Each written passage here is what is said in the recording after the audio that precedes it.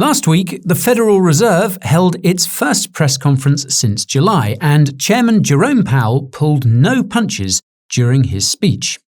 What Jerome said sent shockwaves through the markets, and it has left many wondering just how far the Fed will go to break the back of inflation.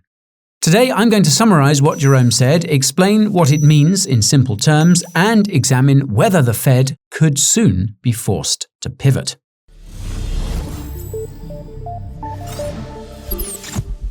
For those who don't know, the Fed holds a press conference almost every month in which its chairman, in this case Jerome Powell, announces how much the central bank will be raising interest rates by and answers a few questions from reporters about future interest rate adjustments.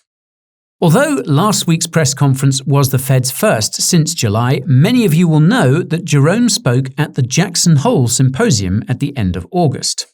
If you watched our video about Jerome's Jackson Hole speech, you'll know it was about as hawkish as it could have been. This is why many investors believed that the Fed had already reached peak hawkishness going into the recent press conference. In other words, they believed Jerome couldn't possibly be any more explicit about the Fed's intentions to raise interest rates aggressively to kill inflation. Well, it seems that Jerome managed to find a way to turn the dial all the way up to 11 because his rhetoric last week was somehow yet more hawkish than his rhetoric at Jackson Hole. Note that I'll leave a link to the full Fed press conference in the description if you're interested. Now, the Fed's recent press conference began the same way they all do, with Jerome waddling his way onto the stage with a big white binder that's probably filled with blank pages. Jokes aside, Jerome wasted no time getting straight to the point once that binder was cracked open. The Fed is committed to bringing inflation back down to the central bank's 2% target, and it will use all the tools at its disposal to do so. Jerome then reiterated something he had said at Jackson Hole, and that's that the economy does not work without price stability. On that note, it seems that a lot of what Jerome said during his press conference speech was literally copy and pasted from his Jackson Hole speech. In any case, Jerome went on to explain that the Fed decided to raise interest rates by another 75 basis points or 0.75%. This had been priced in by the markets, according to the CME's FedWatch tool, though some investors were expecting the Fed to raise rates by a full percentage point. Jerome also reminded the audience that the Fed has begun selling assets from its balance sheet to the tune of $95 billion a month. This started at the beginning of September, and the composition of the sell-off is roughly 60% government debt and 40% mortgage debt. More on that later. Jerome went on to review some economic data, including weaknesses in the housing market and a decline in GDP. Jerome made sure to mention that the unemployment data is still looking strong despite the apparent downturn, which is debatable given how unemployment is calculated. Jerome then said that the Fed's own projections suggest that unemployment will rise to 4.6% in the next year. Note that this is above the Fed's unemployment target of 4%, but Jerome was not bothered by this, as he had acknowledged at Jackson Hole that bringing inflation down will require economic pain. After discussing the disappointing inflation figures for the CPI, core CPI, PCE and core PCE, Jerome acknowledged that most of the inflationary pressures are coming from supply-side issues. Jerome also acknowledged that long-term inflation expectations are still, quote, well anchored. Even so, Jerome stressed that now is not the time for complacency. Inflation must be crushed. To that end, the Fed will continue raising rates and continue selling assets off its balance sheet, which should also cause interest rates to rise. Interestingly, Jerome specified that the Fed would look for, quote, compelling evidence that inflation is coming back to that 2% target before even thinking about slowing the pace of interest rate increases. Unfortunately, Jerome did not specify what kind of compelling evidence he's talking about. JPO concluded by repeating that the Fed must bring demand down so that it is back in line with supply, and that this will inevitably result in a, quote, sustained period of below-trend growth. Again, the Fed does not care because inflation is what it's focused on. Then came the question period, and it looks like Jerome's responses here are what shook the markets the most. The first question came from a reporter at the New York Times, and they asked Jerome how the Fed will know it's time to stop raising interest rates. Jerome responded by saying that the Fed, quote, wants to see growth continue to run below trend. Put simply, the Fed will keep raising interest rates until it causes a recession deep enough to bring inflation down. This means what we're seeing now is likely just the beginning. The second question came from a reporter at CNBC, and they asked Jerome how the Fed can continue to raise interest rates when it relies on backward-looking indicators such as the CPI and PCE. To clarify, the CPI, PCE, and other such statistics are typically released long after the month they're measuring. Jerome acknowledged that the Fed's monetary policy would lag if it relied solely on these indicators, which is why the Fed also pays close attention to financial markets. Jerome pointed out that financial markets react immediately to the Fed's interest rate increases because they are forward-looking. More importantly, Jerome essentially said that the Fed wants markets to crash. This is because of a hotly debated economic theory called the wealth effect. In short, crashing the markets means that people are likely to feel poorer. This means they're likely to spend less, which brings down inflation. The CNBC reporter followed up with a second question, and that's whether the Fed will ever pause its interest rate increases to assess just how much damage they're doing to the economy. For context, it takes about a year for the effects of higher interest rates to be felt in the actual economy. Jerome responded by saying that the Fed will raise interest rates as high as they must so that inflation comes back down to 2%. He then specified that the Fed is at the lower bound of how high interest rates will need to go, confirming that many more interest rate increases are coming. Now, the third question came from a reporter at the Washington Post, and they asked Jerome whether the Fed's projections of rising unemployment means there won't be a soft landing. For reference, a soft landing means that the Fed will get inflation under control without causing a recession. Jerome's response was basically yes, but he said that the severity of the recession has yet to be determined, given that inflation is coming from supply-side shocks that the Fed cannot control. Translation: we're trying to bring down demand, and if supply doesn't improve, then it'll be bad. The fourth question came from a reporter at the Wall Street Journal, and they asked Jerome how high the Fed will raise interest rates. This question was actually posed in a very clever way, as the reporter asked Jerome whether interest rates will remain below the inflation rate, i.e. below 8% or so. Jerome said the Fed will continue to raise interest rates until it has a sufficiently restrictive effect on the economy, i.e. brings down inflation. Jerome added that the Fed wants real interest rates to be positive across the entire yield curve. This is significant because real interest rates mean interest rates minus inflation. In this case, interest rates would have to be above 8% for them to provide a real yield to investors. Note that this doesn't necessarily mean the Fed will raise interest rates that high. Inflation will eventually come down. The fifth question then came from a reporter at Reuters, and they asked Jerome whether the Fed will raise rates by another 75 basis points next month. Jerome explained that the Fed will raise rates by at least another 125 basis points, or 1.25%, between now and the end of the year, in whichever increments are deemed appropriate. This prompted the Reuters journalist to ask a second question, and that's why the Fed is front-loading its interest rate increases instead of raising interest rates gradually as it has in the past. Jerome's response was odd because he said that supply-side issues are improving, but inflation hasn't come down. This makes me wonder whether Jerome is aware of the second-order effects a global price cap on Russian oil could have come early December.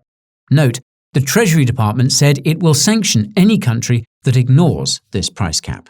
At the same time, Russia has said that it will not export to countries that comply with the price cap. The end result will be higher energy prices for the countries caught in the middle, which is probably why Treasury Secretary Janet Yellen recently said that energy prices will rise again in the winter. Now, the sixth question came from a reporter at the Financial Times, and they asked Jerome about the discrepancy between investor expectations that inflation won't come down until 2025 and investor expectations that the Fed will begin cutting interest rates much earlier. Jerome seems to have shrugged off this question by saying the two timelines for these expectations are close enough that they aren't a concern.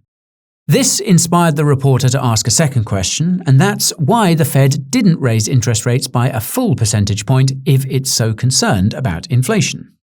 Jerome said that their decision was made based on the inflation data that had come in over the summer. I suspect this isn't entirely true, as there are rumours that the other members of the Fed's Board of Governors are starting to get concerned about the effects these aggressive rate hikes are having on the economy. As such, it's possible that they pushed Jerome to keep on with the 75 bips. The seventh question came from a reporter at Politico, and they asked Jerome about the Fed selling assets from its balance sheet, specifically mortgage-backed securities.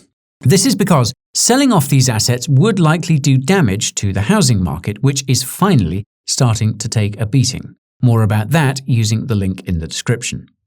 Now, Jerome essentially said that the Fed doesn't care about the effects its balance sheet runoff could have on the housing market right now. This is probably because of the wealth effect I mentioned a few moments ago. Crashing the housing market could help bring inflation down, which is good for the Fed. The eighth question came from a reporter at Axios, and they asked Jerome about the risks of central banks around the world collectively raising interest rates so rapidly. Note that the Fed wasn't the only central bank to raise interest rates last week. There were many others, including the good old Bank of England. Jerome responded by saying that he had recently met with all the other central bankers in Basel, Switzerland, presumably at the headquarters of the Bank for International Settlements. Jerome added that they're all aware of the effects their interest rate increases are having on the economy. More about the Bank for International Settlements in the description. I digress. The ninth question came from a reporter at Bloomberg, actually two reporters. Now, I was honestly shocked by their line of questioning because they asked Jerome how it's possible that the economy is so strong and whether it's acceptable for so many people to lose their jobs because of the Fed's rate hikes. Jerome started by repeating that the Fed is committed to bringing inflation down to its 2% target. He then reiterated that we're likely to see a prolonged period of below-trend growth, but this time specified that it could continue until the end of next year. Then Jerome went full hawk and insisted that the Fed must do damage to employment to bring inflation down. He admitted that it's going to be an extremely painful process, and even admitted that the Fed won't know for sure when it's the right time to stop raising interest rates. Yikes. The 10th question came from a reporter at the Associated Press, and they asked Jerome to explain why it is that allowing inflation to run hot would do damage to employment. Jerome said it's ultimately because inflation eats away at wages and causes things to become ever more unaffordable. The 11th question came from a reporter at Fox Business, and they asked Jerome how long Americans will have to feel the pain of higher interest rates for. Jerome's response was straightforward. It all depends on how long it takes for inflation to come back down to the Fed's 2% target.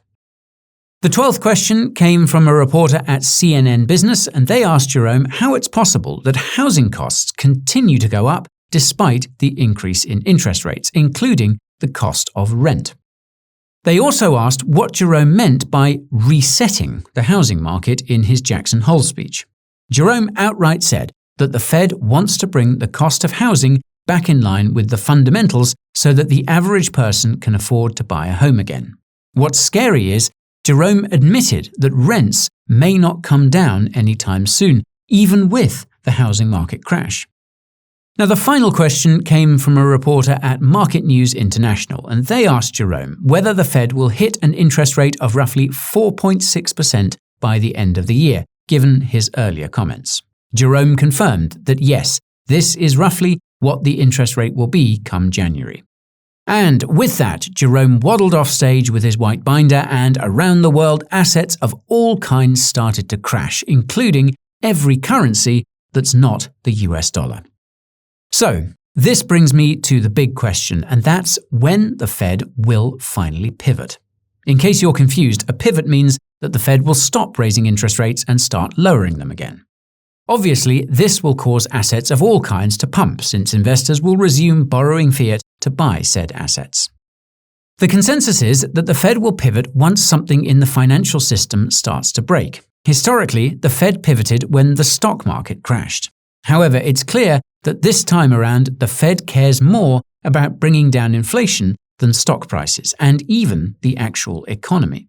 As such, the answer of when the Fed will finally pivot depends on the answer to another question. What does the Fed care about more than inflation? As far as I can tell, the only thing that the Fed cares about more than inflation is the global financial system, which is heavily influenced by the United States. As it so happens, cracks in the global financial system are starting to show. The first set of cracks are the collapsing values of other currencies against the US dollar. This set of cracks is being caused by two things: discrepancies in central bank monetary policies and energy shortages. Some central banks, such as the Bank of Japan, have been slow in raising interest rates. This is causing capital to exit these countries and currencies into the United States and the US dollar. This is simply because investors can earn higher yields on US government debt. At the same time, some countries, such as Germany, are facing acute energy shortages. This is forcing them to sell their national currencies for US dollars so they can buy energy, something that's necessary given the US dollar status as a reserve currency. Logically, this selling weakens these currencies. The resulting weakness in these currencies causes the interest rates on the government debt of these countries to spike. That's simply because investors start to see these countries as higher risk and demand a higher yield to compensate for this and the currency's loss in value relative to the US dollar. This relates to the second set of cracks in the global financial system which have just started to form, and that's the markets for US government debt. That's because central banks are slowly but surely starting to sell off their US government debt for dollars to buy their own national currencies. The Bank of Japan actually did this late last week, and it's considered by many to be a watershed moment for the global financial system. Besides the fact that Japan is the largest holder of US government debt outside the United States, this action could inspire other central banks to do the same. If central banks around the world start selling off US government debt for dollars to buy their own currencies to increase their value, then interest rates in the United States will explode. This will leave the Fed with no other option but to buy all this US government debt to bring down interest rates. If that happens, however, then it will shake the confidence in the United States' standing in the global financial system. Not only that, but it's likely to lead to even more inflation in the United States and the rest of the world by extension. This would again shake the confidence in the US and the US dollar. Now, it looks like we are much closer to this outcome than you think, but it's important to point out that if it does in fact happen, then it would likely take months, if not years, to play out. In the meantime, we will see no shortage of volatility across financial markets, most likely to the downside. Once the dust has settled, however, cryptocurrency will be prepared for mass adoption, and BTC will be perfectly positioned to become the world's next reserve currency. More about that using the link in the description. And that is about all for today's video about the Fed's press conference. If you found it informative, smash that like button to let me know. If you want to make sure you don't miss the next one, subscribe to the channel and ping that notification bell before you go. While you wait, you can check out Coin Bureau clips for live streams and emergency market updates, and tune in to the Coin Bureau podcast for in-depth crypto discussions. You can also follow me on Twitter, Instagram, and TikTok for memes and behind the scenes and all that kind of jazz, and join my Telegram channel for the kind of daily crypto updates you need. If you want to know what's coming next for the crypto market, subscribe to my weekly newsletter to get my exclusive forward guidance as well as a detailed breakdown of my personal crypto portfolio. And if you want to support what we do, head on over to the Coin Bureau merch store and get yourself some crypto-themed hoodies and sweaters to stay warm while looking crypto this winter. You can find your way to all these resources and more using the links in the description. As always, thank you so much for watching, and I'll see you next time. Adios, adieu, auf Wiedersehen, do popaczenia, goodbye.